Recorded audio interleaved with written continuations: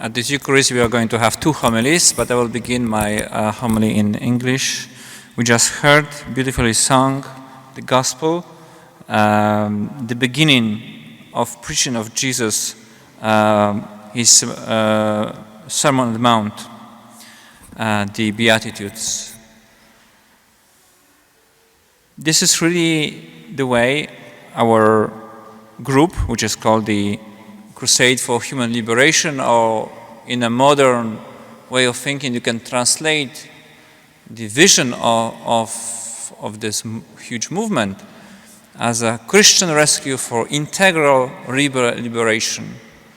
Integral liberation, as Pope Francis is teaching us now about integral ecology. We can speak about integral liberation, to be liberated in every aspect of my life, live fully in the freedom of children of God.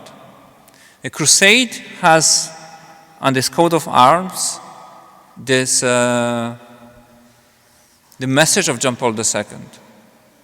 When he began his pontificate on the 22nd of October 1978, he said, "Do not be afraid. Open the doors wide to Christ, of political systems, economy, of your lives." Here, as Tommy reminded, being in Drogheda, was saying, "Messenger of peace, I beg you on my knees, abandon violence, search for peace and unity and reconciliation." Very fitting message also for what Oliver Plunkett tried to achieve in his life, bringing reconciliation and unity, and finally sacrificed his life. We believe in the communion of saints. The saints are not people of the past. The saints are people of today.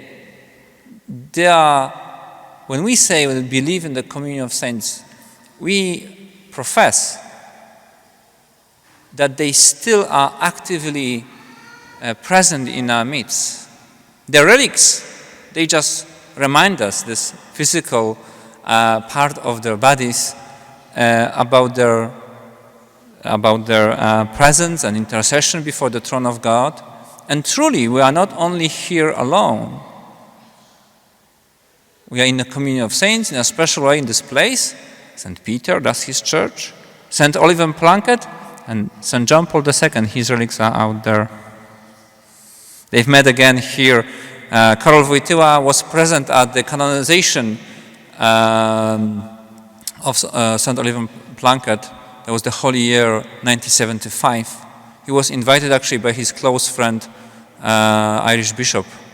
So he attended that canonization. He could have never imagined back then that 47 years later, some people will be gathered in the church in Drogheda, continuing his vision. But that's what God is doing in his plan. And the message we get today is the message of consolation, to help others. This is what the crusade is all about, to give a helpful hand to people who are addicted, but also are slaves to any form of slavery, not only drugs, alcohol, different kind of addictions, but also who live in fear. We know that in the middle of the pandemic, people really live in fear about the future. They also have to hear this message: do not be afraid. This is the powerful message of the gospel which liberates us.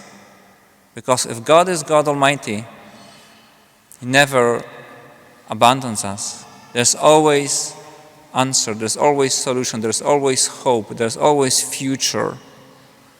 And this is the message we also hear today. But also, even if they persecute you, you are blessed.